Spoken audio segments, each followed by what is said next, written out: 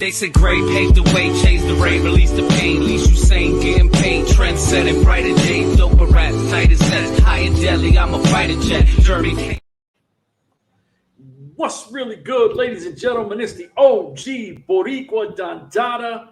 I'm here with the self-proclaimed journalist of professional wrestling, Rob K of MLW Confusion, Mr. Muffins Martinez, who at this point I don't really like him too much, Bill Vink, and I'm sorry I forgot the name of the podcast, but I'll let you all talk and then you can plug your shit so we can jump right in. Anybody? Cool. I guess I will. Yeah, the host of the Gen E podcast. So, yeah, great to be here again. Hey, all I want to say is people have to understand me and Chef have been knowing each other since 2015. We met in 2017. We're cool like that. If you see us talking shit on Twitter, it's just us talking shit on Twitter. That's Working it. the boys. Exactly. We're not. Ain't no animosity. Ain't nothing like, oh, he's going. No, ain't nobody going at anybody. We just be talking shit to each other because that's how we always do. So everything is gravy and always love. All love. Just making sure. Come on, Rob K. Oh, well, we kind of already plugged my stuff, the host of the MLW Confusion podcast. So, like, double dipping, and, I mean, we'll probably plug it at the end of the show. So, all right, I want to jump into this because y'all all know how I feel about the MLW draft, right? Like, they promoted this. We'll do a show on it later, but I'm super excited because I do think it's the wrong time they did it because I wanted them to do it when the break was there, so it's a filler. But having the draft, I think, is going to be super dope. And I think at this point, MLW has to keep doing this draft yearly because it separates them and makes them look more like a sports league. What happened? They're having a draft again? Yep. Yeah. Oh, shit. I tagged you in it. When? I haven't seen it. When did they mention it? Today. I seen it on Twitter. I tagged you in it. I think I tagged Rob in it. I've been at work all day. I haven't even logged into Twitter yet. So I'm surprised. Okay, so hey, all right, cool. Yes, I'm super excited about it because nice. Listen, and I know I was talking with Bill Vink earlier, and he felt that I was kind of overhyping Alex Kane a little bit when I said that Alex Kane is the rookie of the year. Alex Kane wins a national openweight championship. Alex Kane looks like he's about to be the new heavyweight champion of the world. Now I'm saying he has an opportunity because it hasn't happened yet, but this is the youngest Battle Riot winner of all time. He's thrown out the most people in Battle Riot history, and he made the Opera Cup relevant again. So right now, the standard is if you're trying to be the man and come through the draft, you got to do what Alex Kane did. That's what I'm just saying. Gentlemen, we're good to go on, or do y'all want to talk a little bit about the draft and then we keep it moving? Well, I'm surprised and I'm happy surprised because I didn't know about it until you guys just said it now. So I'm definitely looking forward to this. And I'm hoping they do it like they did the first time when they gave us some no-name talent that we get to know now and some guys or females that are already in the indies and they come in as part of as MLW, because as we know, we're not happy with some guys or females leaving, but at the same time, that means new people are coming in. So it's kind of cool and kind of bad at the same time. So knowing this now, I'm definitely excited to see who comes in. So for sure. Now, it's a nice way to. Wait, hold on. I gotta ask Muffins this because we did a show a while ago. And when we said Ken Broadway was going to be the guy, which we will talk into, they're hyping who's funding them. I think Ken Broadway would be the perfect person to be the first draft pick coming out of that draft because they're going to do it on the July 8th show. Okay. So I think if he's the guy funding them, put him in the draft, kind of give him a little more buzz going forward. And it is what it is. Rob, my fault for cutting you off, brother, but I wanted to throw my 2 pennies out the open. Well, but I want to counteract your statement now that you threw it in there. But do you really want to draft a guy who's already been in MLW and who's already being announced for MLW shows? Like, I'll give him some hype. Absolutely, because he's technically not an MLW guy. He's just kind of like a paid by appearance. Exactly. As most MLW folk are. But I digress. I do like on one hand I hate it being called like a draft because like you're not really drafting folks. You're just picking randos off the street. This guy's mic, I would mute him. It's a draft. I don't like it called a draft, but I like the concept of it just in general. Being able to hype signees up coming in. What would you call it? I would just call them free agent signings. The draft. Okay, so I don't want to cut you off, and so I apologize, but I can see where you go with this, but I completely disagree because when you look at any other sport, and wrestling is a sport, let's not forget that people come through the draft, and they are essentially free agents at that point when they declare for the draft, and a team is able to draft them, and they are free agents, yes, and they get signed. So the concept is definitely the same, no matter how you look at it. The way that the process goes, I think calling it the draft, and oftentimes we hear, the news around the league, and MLW refers to itself as the league, and so I think it was a perfect way, and it's a way to play on that. I think it really strengthens the fact that this is a professional sports league, not just a wrestling promotion, if that makes sense. So it gives it its own feel, it creates its own identity, and I'm definitely here for this for the draft. I completely agree. I do think Ken Broadway should be number one, and because that's the only guy in this. You could say through appearances, yeah, he's been there, but at least at number one, you need someone that the audience is either familiar with or has a big buzz. Ken Broadway has somewhat of a buzz, and actually he has a buzz specifically in their markets. Let's not forget that. Ken Broadway's from New York. He wrestles for Hog all the time. He was just I don't know if he's still the Hog champion or not, but he just put on a phenomenal match a couple months ago against what's this guy's name? Tristan Ty's partner, Gabriel Sky. The buzz is there. The buzz is absolutely there for Ken Broadway. So I think there's no better pick with someone that MLW can go with that at least their audience is familiar with and has buzz. And imagine if they're supposed to draft Snitsky. That's a good pick. I mean, he's a free agent. He hasn't wrestled anywhere good in years. He got drafted to the MLW. Shit, that's huge. If that happens. I mean, if we're just gonna like hype rando drafts that people who've already appeared for the company or have been announced for the company, I honestly my biggest pick would be O'Shea Edwards, Big Bad Kaiju. Like he's going to be a guy who comes in and wrecks stuff. Like yes, Snitsky has name value, but like, is he going to be there long term? Like so, like don't make him number one. Like yeah, draft him down 3, 4, like however many rounds we're doing it. But like I honestly say like number one pick in terms of making a difference right now, O'Shea Edwards all the way. I remember the first time they had the draft. The first time they had Davey Richards, huge name, and then they went with Alex Kane, and I'm like, who the hell is Alex Kane? So I said that too, and he showed us, didn't he? Yeah, exactly. They had somebody who was already established, and they had somebody new who I didn't know, and 2 years later, he could be our new MLW champion coming up next week. So all right,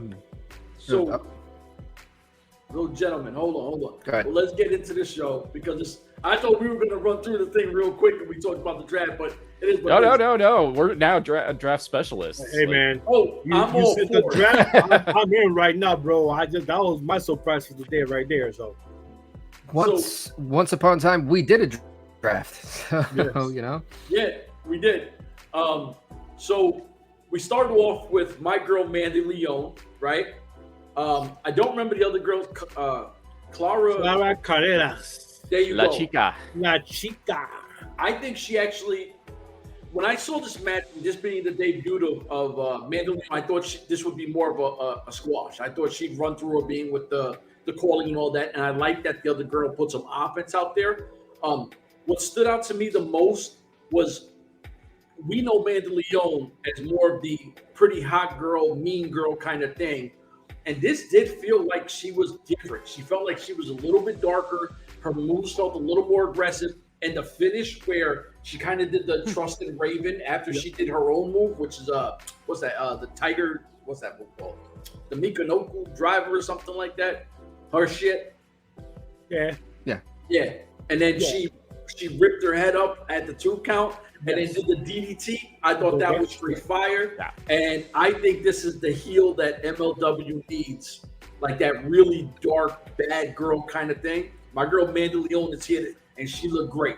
Well, I just gotta say 3 things about this. Mandy Leon looks thick as hell, and she looks yummy. Yeah, boy, that girl. Prime featherweight analysis by Muffins. Yeah. A true voice of the Clara featherweight. Carrera is from Monster Factory, right there in New Jersey. So she got some showing there last night. And the calling, I'm sorry, but they're trying to feed us the calling. The fans are not buying the calling.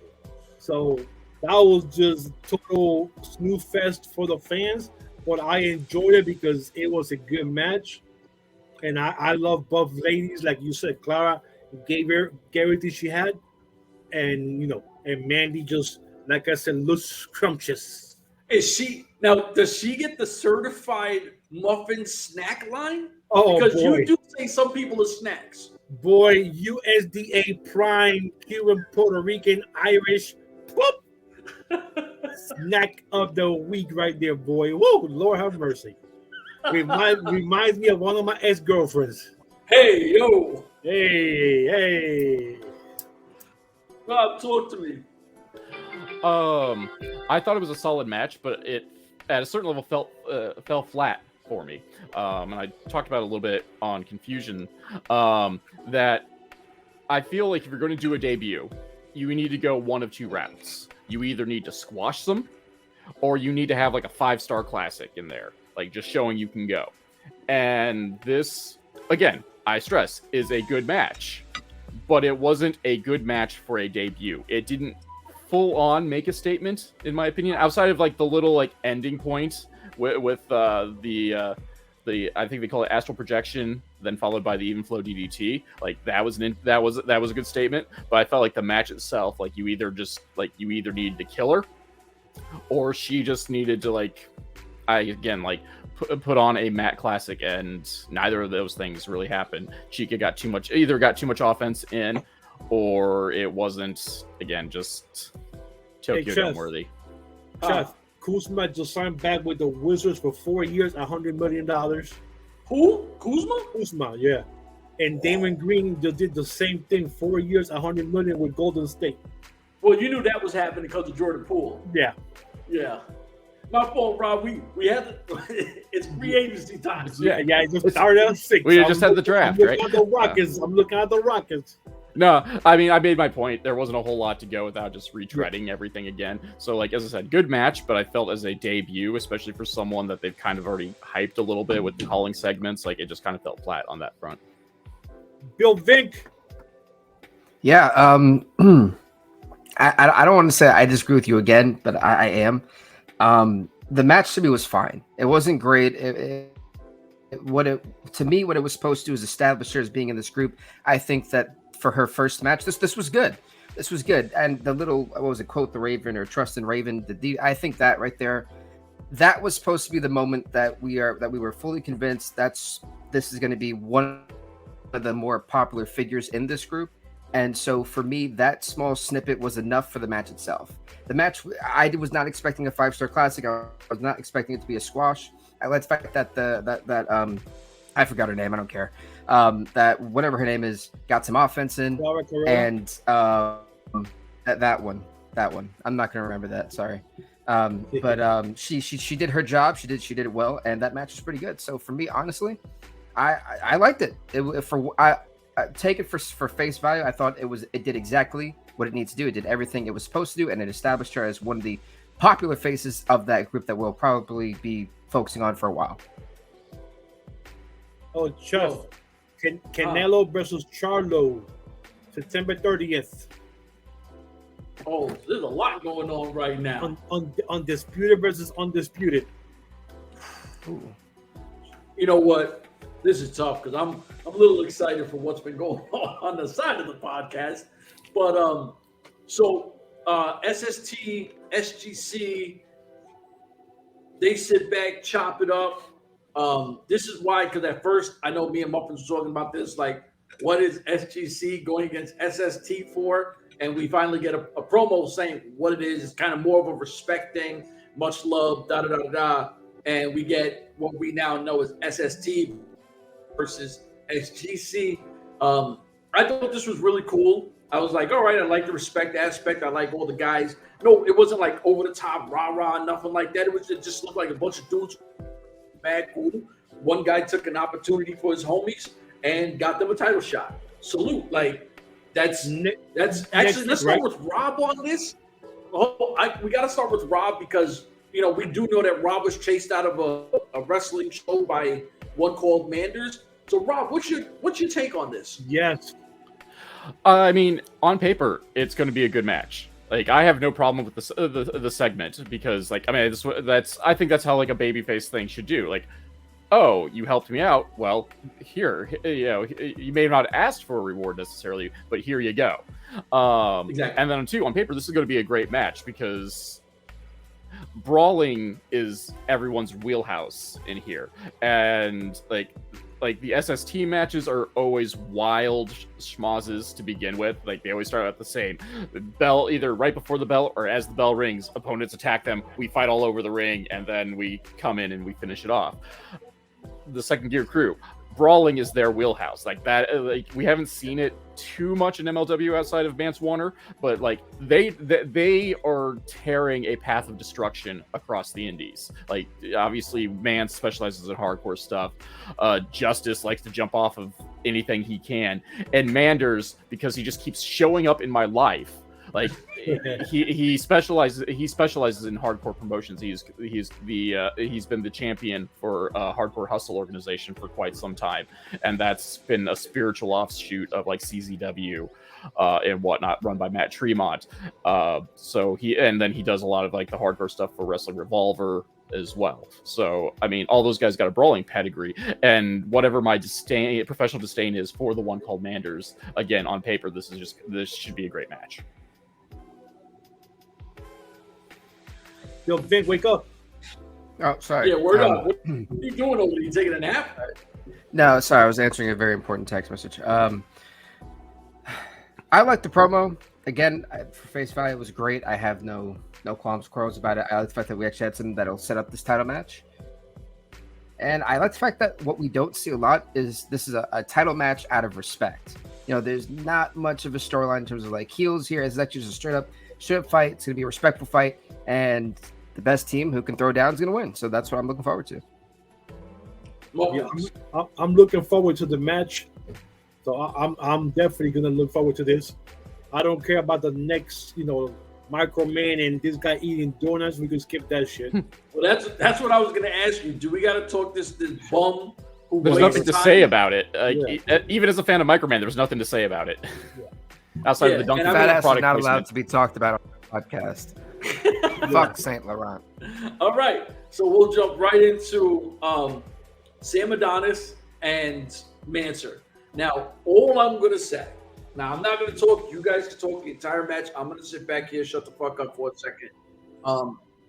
Watching this match, I love the entire match, but the ending, I don't think I've ever seen something as strategic and smart as what Sam Adonis did, right? Like, I sat back, I enjoyed the whole match, but that finish made me sit back and go, man, that is some intelligent heel shit that people don't do. Yep. And Sam Adonis, like Rob had said as well, Sam Adonis is on that next level. like, he needs to start moving up that card. Yep. I've never seen something like that. He gets the win. Yeah, Mance kind of, takes a few shots at him. But ultimately, Sam Adonis outsmarted the drunken redneck. You know what I mean? Like, what a fucking match and intelligent finish. All I know is this. That was a sneaky way to win a match. That was fun. And I can't wait till the match next week or 2 weeks in the pay-per-view comes up and they start whipping their asses because the fans are going to be the ones going to be smacking them with whatever they can find. So I'm looking forward to that match next week. Yeah, that match is going to be pretty freaking good. I love the ending. Me and Chef were talking about it earlier. Very rarely do you find some intelligent heel work like that nowadays. just the way it happened, the way he was willing to sacrifice his body for that win. That is something you really don't see nowadays. So I loved it. The match was amazing. I have no issues with this match. Now, you have had your issues with MLW for a little while. Did this match kind of help say, all right, let me start watching MLW again like that? Like, did that help a little bit at least? No, because right now, if we rewind the clock back to Richard Holiday and Alex Hammerstone's feud. Wait. Well, I'll talk more about this. Wait. Keep that until we get to at least Hammerstone and Kane. Let's keep that energy for that. Okay, because I was about to start going down Shitsville real quick. We'll take cuidado, tranquilo a little bit. Okay. Rob, what we got? I mean, I can't add anything that you guys have really said that much. I think it did help out Adonis looking at like really smart in the process of everything. Obviously, Mansour was going to whip the snot out of him at some point or another. Did a very good job of hyping up what will be the rematch at Never Say Never. Again, like I got taken out of it because of the nebulous corner touching rules. Like, they kept like hyping up on commentary, like, you can't break the momentum, and all they did at the end was break the momentum. Like, literally both men were on the ground at one point, and the ref's going there. Yeah. Like, no, that's the definition of momentum broken if they're both on the ground.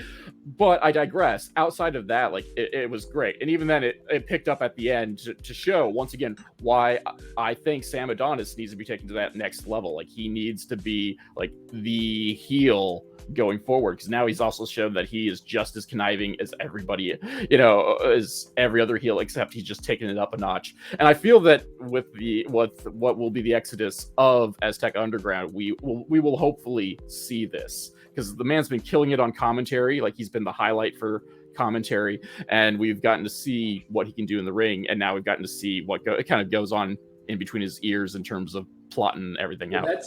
That's what I'm afraid of, is what happens with Aztec Underground, and does that affect Sam Adonis? Like, because I hope it doesn't affect him at all, and they, transition him away so we don't lose Sam Adonis, because the guy is freaking amazing. Trying to think. Do y'all even want to tackle on the tire jumping this girl? Y'all don't give a shit. Man. I don't think anything's going to come of it. Completely. No, yeah, I bet that shit was completely fucking stupid. But go for it. All right, she's gone. She's gone. She's not getting her rematch. She's having AEW now. Johnny TV, Mundo, Worldwide. Enjoy being on AEW Dark. Yeah, let those stay over there. All right, Dawn. We'll go straight main event, I guess. Yes. Alex Kane versus, I don't know the guy's name, something Erie, right? Shigehiro Erie or something like that. Now, it's like I don't remember, it's something, gotta catch hose or some funny ass name, right? Like, this was pretty fucking hilarious. But, and I'm going to say this, and I'm going to shut up and let y'all talk. So when I seen the guy come out, I didn't know his work a lot. I know Muffins does. This didn't feel like a throwaway before a title match. This actually felt like, I'm going to challenge myself. I'm going to get an amazing opponent who's got a strong style wrestling set that kind of mimics Hammerstone in a physical attribute. So let me go gear up for that. So we know that Alex Kane wins. Alex Kane starts talking shit. Hammerstone comes out. Now, here's where I'm going to say my little piece, and y'all can go in. When Hammerstone came out and started trying to combat everything that Alex Kane said, there was no fucking point. The crowd doesn't give a shit about Alex Kane. Now, Alexander Hammerstone. Alex Kane, that's his arena. Alex Kane has projected already. He's ahead of Alexander Hammerstone. No matter the outcome of this match, he's already that guy. And if you're MLW and you're seeing how the entire crowd is behind this guy, there is no way you can't put the belt on him, because Hammerstone is starting to become very flat and big flat. And Alex Kane is just on a rocket ship way. He just keeps going. He is the face of MLW at this moment. And there's not no one on that roster that can out-talk him. And your champion has to be somebody that the crowd gets behind and wants to, get behind them and sit there and go, that's my guy. Every time he talks, every time he's out here, every time he does this, They're bought in. Hammerstone's not that guy. He's not. So Kane gets off, beats this guy, then he sits there and absolutely exposes Alexander Hammerstone. And the last time I heard Boy was 155th Street in Harlem by Duke Tango. I'm just saying. As a Hammerstone fan, like don't get me wrong, he's stale. The title reign needs to end. But as a fan of Hammerstone, like this made me very sad because mark it on the calendar. Like this is where the prediction of Kane winning comes into play. Like if there was any doubt beforehand, like this is it, because Kane after the match, which I'll go back to, Kane was merciless. He called out the champ and then like just totally eviscerated him. And Hammer just got the generic, "Oh, you want some right now? I'll give you some right now." And then Kane's like, "Yeah, bring it. Let's do this." And then he hid behind the referees. Like, and even Kane dropped that on the mic too. Like, you're bigger than them. You can take them. Come here. And Hammer was just ushered off. And I felt that totally neutered him, like completely for what like he's been presented as. So if there's anything, if there's any fence sitting about the result of the title match, this is the end of it. That being said, yep. Jeremy Grant, 5 years, 160 million to the Trailblazers. Good fuck.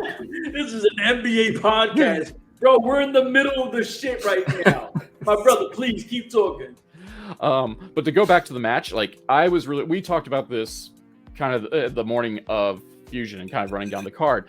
And I was really worried that like basically this would be a 2-minute squash match, and then they would have like a 15-minute brawl around the arena between Hammer and Kane. And I am glad to be wrong in this situation. Like there is no shame in being wrong, because obviously this was so much better than what I thought was going to happen. I mean, I know a lot of people don't know what a Shigehiro Irie is, but like the dude kills it in Japan on the indie scene, and then he's actually in Germany. Like if he's not currently their world champion, he's a perennial title contender. He's held the belt a handful of times. Like the dude can go, and obviously he can show it last night. Yeah, and honestly as well, like it was a good showing for Kane because it reminded everyone what Kane can actually do. Like Kane really hasn't had much of a barn burner match on television in quite some time. Yes, he lasted forever in Battle Riot, but he spent most of that like on the floor, like doing the Roman Reigns thing. Yes, he eliminated the most guys. There's some hate going on. No, I'm just stating the facts of the matter. Like I'm like you guys. Like he's the next. There is no doubt he is next. And last night showed another like the both reasons why he should be next. That he can kill it in the ring because him and Irie just killed it. And I did like I cringed at like the cross body on the apron where Kane was sitting down and Irie just cannonballs through the ropes and they all just crash onto the floor. And like, there's no way that was safe by any stretch of the imagination. But like the match was great, and then Kane turned around on the mic and just spit fire the entire time there. So like obviously yes, we don't have a match yet, but the champion was crowned last night. Yeah, I mean, I'm a Hammerstone fan. I'm kind of upset that it took this long to get like a finally face to face a week before the actual pay-per-view. But yeah, man, you could see the writing on the wall that Hammerstone will be dropping this belt and maybe taking a break off for a little while, and it'll be the new show, King show, Bomaye ruling for the rest of the summer. But I also didn't like how the guy Erie is the WXW Germany champion now. So so he looked good and didn't look good at the same time. So I wasn't too thrilled that he was fighting Kane in that situation when he just became the champion for a different company. So I don't know about this, but yeah, I'm waiting for Kane to finally beat Hammerstone and become the champion now, man. I think the big bro wants to say what's up. Talk to me real quick. What's good, my brother? I'm doing good, my brother. How you guys doing? Chilling. Bill, what you got for that? Alrighty, yeah. So, I love the match. God, I was actually watching that. That was no match I didn't see. I was actually watching while we were doing it. You guys were talking about it. That match is freaking great. That is a phenomenal match, and it's the one thing that I wish more professional wrestling companies did this. Is that if you're trying to build up a title contender, that's how you do it. Right before a big match, you have that back and forth match. Both guys look good, but the number contender comes out on top. That is how it should be. So, bravo to MLW on that. Now, with that being said, here is where I have a problem. This reminds me of Richard Holiday's push. Don't and you can do say that. whatever the fuck you want. Don't do that. And you could say whatever you want. And regardless of what happened externally with that situation, when the belt should have been dropped, it wouldn't have been hard for him to just, beat Hammerstone, drop it, boom. They could figure out what to do next, right? You could give it back to Hammerstone, whatever. Now, with MLW being horrible, hold on. With MLW, what? Okay, what I was going to ask you. So you're saying with Richard Holiday, because everybody here agrees, Richard Holiday should have been the champ. And then what happens when Richard Holiday does take the belt, beats him?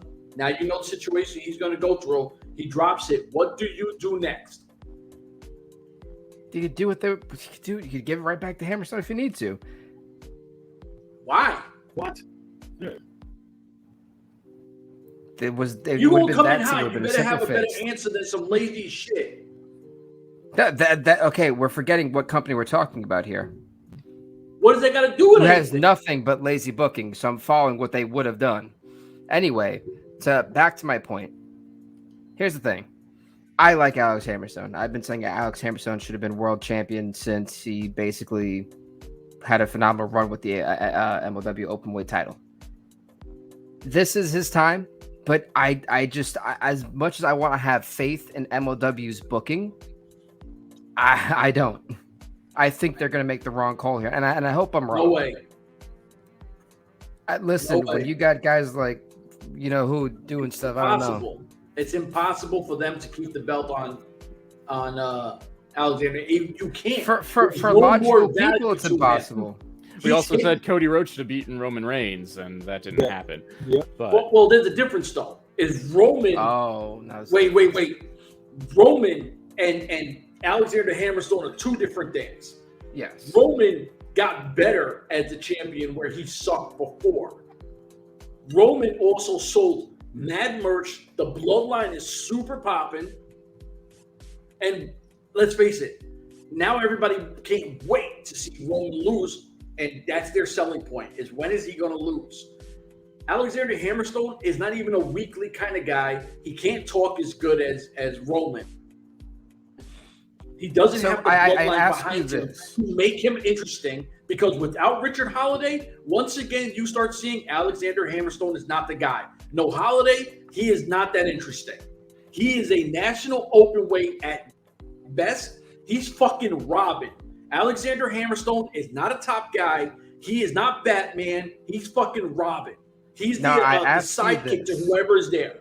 What if they turn him heel and somebody figurehead comes out? What the fuck is he going to say to make you interested as a heel? What if they give him what if they give him a mouthpiece? Who knows? I think they just need to give him something to sink his teeth into, honestly, because I disagree. I think he can be that guy, but his feuds have, again, he's fucking Kane. But what promo has Hammerstone ever done that you engaged in? Like, that's my guy. Without somebody else being there, let's make that a thing. Well, a champ is only as good as their challengers. Wait a minute. Whoa. Wait a minute. What the fuck? Hold up. What? If there was ever a time. What? No. That's what makes what do you mean? Championship reigns. Championship reigns are determined by the quality of competition they face, whether it's storyline or the match quality of itself. That is how you build up a champ. And for better or for worse. They've tried with Hammer, and I will say again, he's stale. He should have dropped the title in November. Okay. I'm with you. but Hammerstone has had one really good match. And why was that? Because it was Danger Richards. No, I would say his match with Bandito was great. He's had a handful of great matches. It's just he's only had one good storyline, and that was the Holiday one. Because of Holiday. Oh, because of the history. That storyline. See, if we're going to give credit, we need to give credit to both people in the storyline. That was a one-sided storyline. When Hammerstone did something, you're like, oh, okay, that's cool, whatever. But when Richard Holiday spoke, you listened. It's the same thing with Alex Kane. When Alex Kane speaks, you listen because you're entertained. So at Never Say Never, if that title doesn't change hands, we know why. That's all I'm going to say. Well, I'm curious on what we know why. Because the booking is fucking retarded. I'm curious on we know. Because you can't trust an MLW's booking. Whoa, Muffins, you got to say something here. Dude, I can't say anything going on. He's right, though. Thank you. See, the one person with sense here. There's been, the only good matches was against Bandito, David Richards, and Holiday. Everything else has been kind of stale ever since. So it's definitely time for him to drop the title.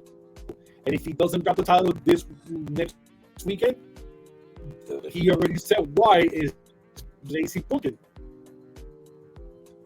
I mean, honestly, it'd be lazier to keep the belt on Hammer because he's always worked. Like building up a new star and keeping that momentum is harder than it is just to maintain the status quo.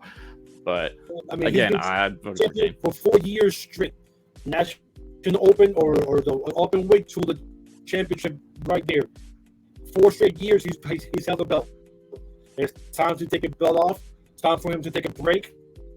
And like you said, start building some new stars, start building some new feuds, and have him come back in 3 to 4 months.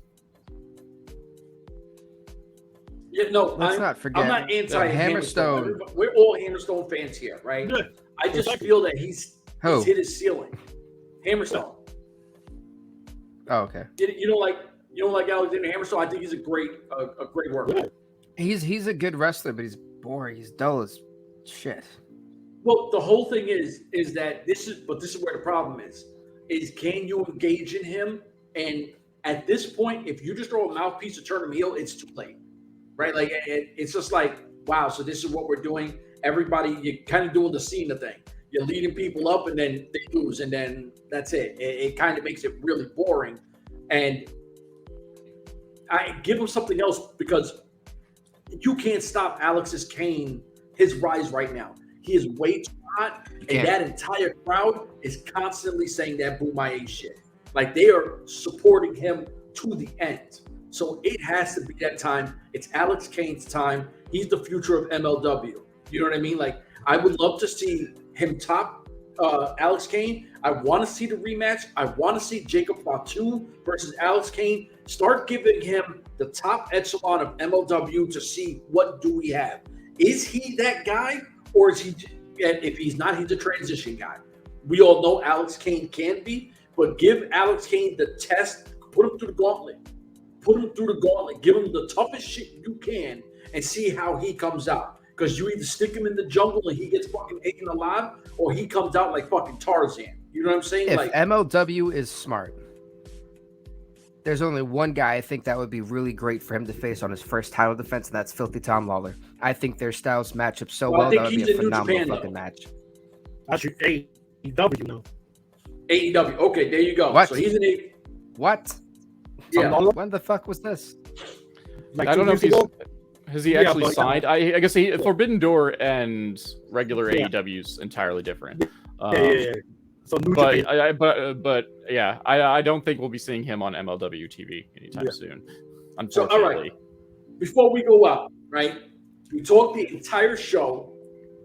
Is there one thing you want to see besides the heavyweight championship that comes out of? Because I don't know if we'll have enough time to do a pre-thing for that anyway. What do you want to see come out of Never Say Never or whatever it's called again? Never Say Never. Never Say Never. Outside of the heavyweight championship. I want to see a winner between the WXW Germany Women's Champion. I'm sorry, what's her name? Ava Everett. Ava Everett against the God Queen Debbie Exo. I want to see a clear winner. But both of them are brand new champions. They just have their belt for maybe less than a month. So no, Ava Everett had that belt for that long. Well, no, she just won it again for the second time. Oh, okay. Because I know she was the champ for a and hot Debbie minute. just got her. So yeah, I would love to see a winner, but maybe if it doesn't happen, maybe a double count out because they get counted out outside of both of them fighting or something. But I don't want nobody getting EQ'd or no shit like that. Yeah, you can see somebody like Mandy To add Leon to that, the calling thing to come out and interfere. Damn it, you beat me to it. Yeah, something like that. But hopefully, a clear winner would be awesome. But like I said, both champions are like brand new belts right now, so it'll be too soon to take the belts out of either or. So I could go for give me a nice 10-15 minute match, and then they both get knocked out somewhere, and they don't answer the 10 belt count, or they get counted out. I'll be good with that. Rob, what you got? I mean, obviously, I'm most looking forward to the World Heavyweight Championship match. But I'm curious to see the direction the company is taking now with everything, because we've had some high profile departures. We've now got, this is the first big event as part of the Fight Plus era, and we've reinstated the draft. So I'm curious to see what comes out of the draft. Again, whether we're going to kind of nab in guys that have already have an established history with MLW but never been a full roster member, or if we're going to full on nab someone out of it and see what wild speculation we can get out of it. Again, despite my disdain of calling it the draft, it's got me excited. I am looking forward to it, and just to see how they are going to freshen up the roster and see again, and see how many of them full on stick with the company. Who's gonna be Alex Kane and rise to the top of that class?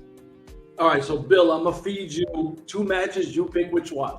So do you want to talk about Sam Adonis versus Mance Warner, or Jacob Fatu, or Jacob Fatu versus Tankman? Because those are the two extra cards besides the scramble with Ken Broadway, O'Shea Edwards, Nola something. And the tech pick one. And the tech team title. I'd have to say. Oh, SGC, yeah. Yeah, that's cool. That's gonna be a good match. But I have to say that Mance Warner and Sam Adonis is gonna be on my radar for sure. I just can't wait. After that finish, I think that's the second most important match on the card. So yeah, and that goes over the females, because as it's been pointed out already, one of them can't lose, so both of them can't lose. So whatever. But yeah, no, Mance Warner and Sam Adonis for sure. And just to name drop somebody, I feel like, why not? Out of the draft, a cool surprise pick would be Timothy Thatcher. So that'd be nice. Why you gotta do that? Yeah. We didn't even have a draft day. Now we do a draft day. Nice. You can't say the same name, which would be fire. No, I'm gonna say Tim. I may not be here, so who knows? There you go. True. Yeah. You might not be here. Ladies and gentlemen, as you see, I'm rocking that UWN shirt. It looks fire. Rob from MLW Confusion. You better mess with him. He's on all audio platforms. If you have it, he's on it. Generation E, Generation Everyone, Bill Vink. He's got some really cool shit. He's done some interviews with former United States Marine Corps veteran Sergeant Rivera. Muffins Martinez, this is my big bro from my brother from another mother. If people think it's something, it really is never nothing. It's all love. This is my big bro. For myself, I am the greatest. I'm going to say this because the wife felt the way too. There's nobody who talks the featherweight division like me, right? I'm that guy. I am him. It's all about the featherweight division and how I talk it. Ladies and gentlemen, for myself, these guys, that guy, we're out of here. Deuces.